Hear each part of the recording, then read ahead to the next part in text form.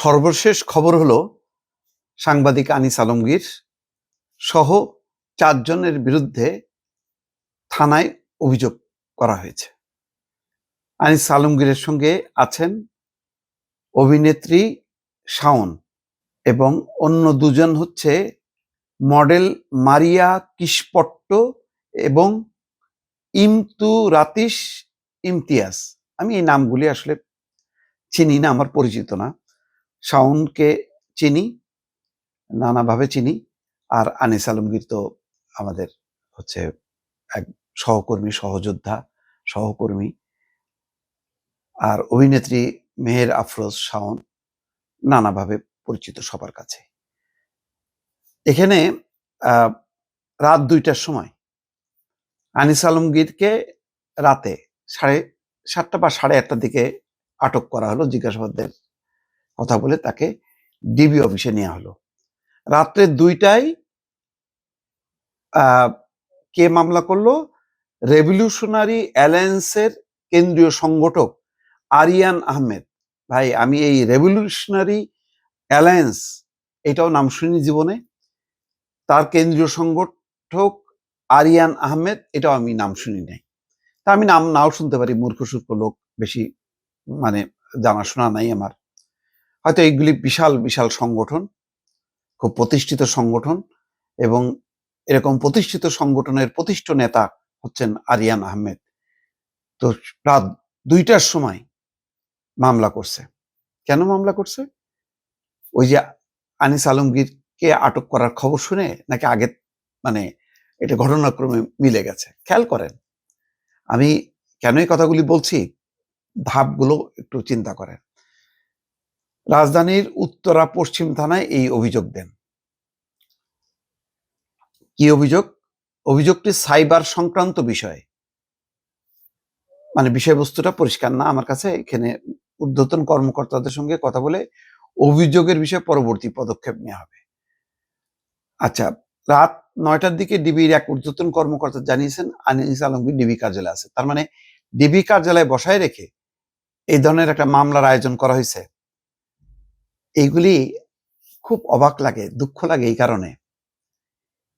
এইসব নাটক তো আমরা অনেক দেখছি। 15 বছরে শেখ হাসিনা আমলে এই চর্চা হইতে হইতে এগুলি পচে গেছে।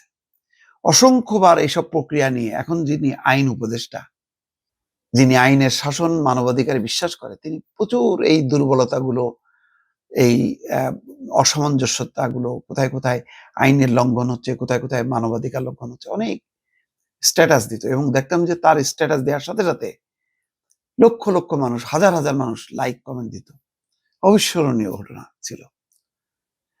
আবার তাদের মধ্যে এক দল পরবর্তীতে আবার দেখি গালিও দিচ্ছে সমানে।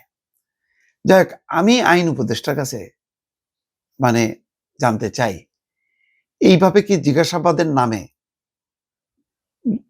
আটক করা যায়? এটা কি নাগরিকের যে স্বাধীনতা হস্তক্ষেপ করা হলো কিনা? কারণ সে জিমে ছিল, জিম শেষ করে হয় সে বাসায় যাবে অথবা টকশোতে যাবে, তার তো একটা মানে দিনের কার্যতালিকা আছে, সূচি অনুযায়ী সে চলবে। হঠাৎ করে ডিবি এসে জিজ্ঞাসাবাদের জন্য আটক করে নিয়ে গেল কেন? কিছু জিজ্ঞাসা যদি থাকে তাহলে তো আনিস আলমগীরকে তারা কন্ট্যাক্ট করবে যে আপনার কাছে কিছু জানতে চাই। সে কি পলাতক আসামি, খুন করছে যে সে পালায় যাবে? চাইলেই পাওয়া যাবে না। আমাদের মতন মানুষ তো লুকায় থাকতে পারবো না। আমাদেরকে যখনই সরকার ডাকবে আমরা বলবো যে ঠিক আছে, আমি আমার হাতে এই কাজ আছে, আমি জরুরি কাজ শেষ করে আমি অমুক সময় পারবো, হয় আপনি আসেন, আপনার যদি এ থাকে আপনি আসেন, নাইলে আমি যাব, অসুবিধা নেই। আপনি জিজ্ঞাসাবাদের নাম করে আটক করে রেখে দিলেন, তারপরে রাত্রে 2টার সময় অভিযোগ দায়ের করানো, তার মানে ওইটার ভিত্তিতে মামলা হবে, তারপরে আদালতে দেবেন, আদালত জামিন আবেদন নাকচ করে দিয়ে কারাগারে ঢুকাবে। এই তো প্রক্রিয়া। এই প্রক্রিয়াগুলি কি গত 15 বছর আমলে যখন হয়েছে এইভাবে আটক করার পরে মামলা দেয়া, মামলা দিয়ে তাকে আদালতে পাঠানো, আদালত থেকে কারাগারে পাঠানো, এগুলি কি আমরা দেখি নাই? তখন কি আমরা এগুলির প্রতিবাদ করিনি? তা এখন যখন এগুলি হচ্ছে, এটাকে কি সমর্থন বলবো যে না, এটা তো গণঅভ্যুত্থানের সরকার, সুতরাং এটা একদম আইন ভাবে সবকিছু হয়েছে এটা। আমি বাংলাদেশে যারা আইন চর্চা করে হাজার হাজার আইনবিদদের কাছে জানতে চাই, এই প্রক্রিয়ায় গ্রেপ্তার কি আইনের লঙ্ঘন কিনা, এই প্রক্রিয়ায় গ্রেপ্তার কি মানবাধিকারের লঙ্ঘন কিনা, এটা আমি জানতে চাই। আবারও বলি, আনিস আলমগীর যেই কথাগুলি বলে, যেই মত প্রচার করে, তার সাথে কিন্তু আমার দ্বিমত আছে। কিন্তু আমার সাথে দ্বিমত পোষণ করে এমন কেউ যদি, তার বিরুদ্ধে যদি আইনের ব্যত্যয় ঘটানো হয়, তার বিরুদ্ধে যদি মানবাধিকার লঙ্ঘন হয়, আমি প্রতিবাদ করব। আমার মতাদর্শের কারোর ব্যাপারও করলেও করব, আমার বিপক্ষের কারোর ব্যাপার আমি করব। আমি এটা আইন উপদেষ্টার কাছেও জানতে চাই।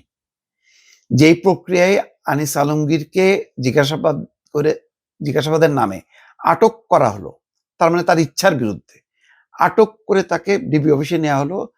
এখনো পর্যন্ত আছে আমি জানি না, এতক্ষণে মামলা করে তাকে আদালতে পাঠানো হলো কিনা, নিশ্চয়ই আজকে পাঠানো হবে। এই পুরো প্রক্রিয়াটি কি সঠিক নাকি বেঠিক, আমি এটা জানতে চাই। দর্শক, আপনাদেরও মতামত জানতে চাই।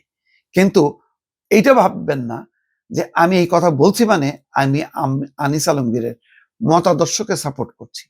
আমি পুরো বিষয়টা একটা আইনের লঙ্ঘন হলো কিনা, কারণ আজ বাদে কাল যখন আপনার আমার উপরে হবে, তখন কি আমরা এই কথাগুলি বলবো না যে আমার পরে অন্যায় করাইছে, আমার পরে জুলুম করাইছে, আমাকে জোরপূর্বক আটক করা হয়েছে, আমাকে মিথ্যা মামলায় ফাঁসানো হয়েছে?